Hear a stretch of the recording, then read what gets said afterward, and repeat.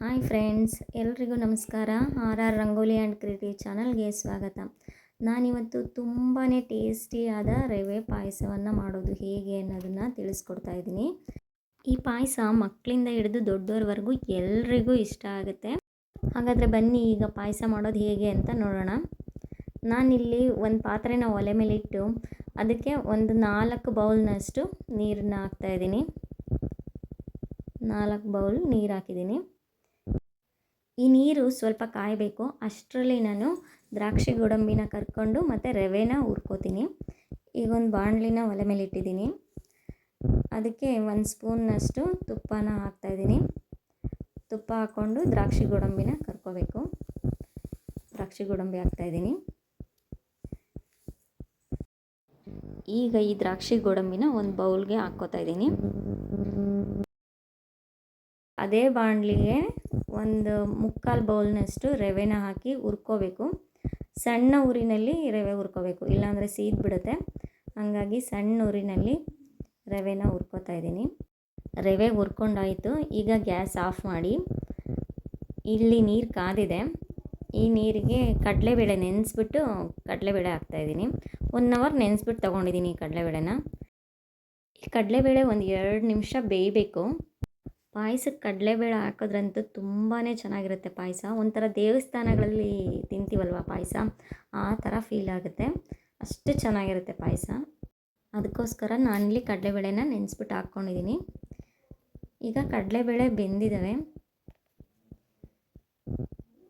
ಕಡಲೆಬೇಳೆ ಬೆಂದಮೇಲೆ ನಾನಿಲ್ಲಿ 1 ಬೌಲ್ನಷ್ಟು, ಯಾವ ಬೌಲ್ನಲ್ಲಿ ನೀರು ಹಾಕಿದ್ನೋ ಅದೇ ಬೌಲ್ನಲ್ಲಿ 1 ಬೌಲ್ನಷ್ಟು ಸಕ್ಕರೆನ ಹಾಕ್ತಾಯಿದ್ದೀನಿ.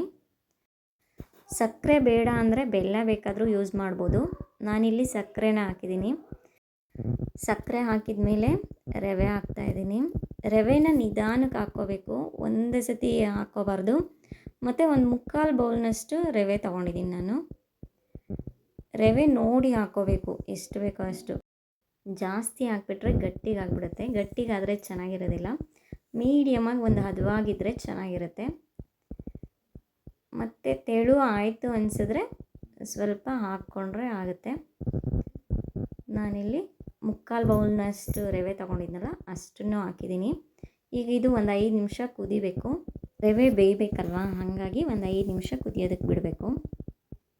ಈಗ ನೋಡಿ ಅದು ಕುದೀತಾ ಇದೆ. ಅದಕ್ಕೀಗ ಸ್ವಲ್ಪ ಏಲಕ್ಕಿ ಪೌಡ್ರನ್ನ ಹಾಕ್ತಾಯಿದ್ದೀನಿ. ಏಲಕ್ಕಿ ಪೌಡ್ರ್ ಹಾಕಿದ ಮೇಲೆ ಒಂಚೂರು ತೆಂಗಿನಕಾಯಿ ತುರಿನ ಹಾಕ್ತಾಯಿದ್ದೀನಿ. ತೆಂಗಿನಕಾಯಿ ತುರಿನ ಹಾಕೋದ್ರಿಂದ ಟೇಸ್ಟ್ ತುಂಬ ಚೆನ್ನಾಗಿರುತ್ತೆ. ತುಂಬ ಟೇಸ್ಟಿಯಾಗಿರುತ್ತೆ ಪಾಯಸ. ನೋಡಿ ಫ್ರೆಂಡ್ಸ್, ಎಷ್ಟು ಚೆನ್ನಾಗಿ ಕಾಣಿಸ್ತಾ ಇದೆ ಅಲ್ವಾ. ಆ ಕಾಯಿ ತುರಿ, ಕಡಲೆಬೇಳೆ ಎಲ್ಲ ತುಂಬ ಚೆನ್ನಾಗಿ ಕಾಣಿಸ್ತಾ ಇದೆ. ಈಗ ಇದಕ್ಕೆ ಕರೆದಿಟ್ಕೊಂಡಿರೋ ದ್ರಾಕ್ಷಿ ಗೋಡಂಬಿನ ಹಾಕಿದ್ದೀನಿ. ಒಂದು 2 ನಿಮಿಷ ಇದು ಕುದಿಬೇಕು. ಕುದೀತಾ ಇದೆ. ಈಗ ಪಾಯಸ ರೆಡಿ ಆಯಿತು. ಇದನ್ನು ಒಂದು 5 ನಿಮಿಷ ಪ್ಲೇಟ್ ಮುಚ್ಚಿಬಿಟ್ಟು ಹಾಗೆ ಬಿಡಬೇಕು ನಾವು. ಗ್ಯಾಸ್ ಆಫ್ ಮಾಡಿದ್ದೀನಿ. ಪ್ಲೇಟ್ ಮುಚ್ಚಿ ಒಂದು 5 ನಿಮಿಷ ಬಿಟ್ಟರೆ ಆ ರವೆ ಎಲ್ಲ ಒಂಥರ ಅಳ್ಕೊಂಡಂಗೆ ಆಗುತ್ತೆ. ಪಾಯಸ ತುಂಬಾ ಚೆನ್ನಾಗಿರುತ್ತೆ. ನೋಡಿ, ಒಂದು 5 ನಿಮಿಷ ಪ್ಲೇಟ್ ಮುಚ್ಚಿ ಹಾಗೆ ಇಟ್ಟರೆ ಪಾಯಸ ಗಟ್ಟಿ ಆಗುತ್ತೆ. ಫೈನಲಿ ಪಾಯಸ ರೆಡಿ ಆಯಿತು. ಇದಕ್ಕೆ ಒಂದೇ 1 ಸ್ಪೂನ್ ತುಪ್ಪ ಹಾಕ್ಕೊಂಡು ಮಿಕ್ಸ್ ಮಾಡಿಕೊಂಡು ತಿಂತಾಯಿದ್ರೆ ಆಹಾ ಸ್ವರ್ಗ. ನಿಜವಾಗ್ಲೂ ನೀವು ಒಂದು ಸತಿ ಟ್ರೈ ಮಾಡಿ ನೋಡಿ, ಹೇಗಿತ್ತು ಅಂತ ನನಗೆ ಕಮೆಂಟ್ ಮಾಡಿ ತಿಳಿಸಿ. ಹಾಗೆ ಈ ವಿಡಿಯೋ ನಿಮ್ಗೆ ಇಷ್ಟ ಆಗಿದ್ದರೆ ಲೈಕ್ ಮಾಡಿ, ಶೇರ್ ಮಾಡಿ. ನನ್ನ ಚಾನಲ್ನ ಇನ್ನೂ ಸಬ್ಸ್ಕ್ರೈಬ್ ಮಾಡದೆ ನೋಡ್ತಾ ಇದ್ದರೆ ಸಬ್ಸ್ಕ್ರೈಬ್ ಮಾಡಿ. Thank you for watching.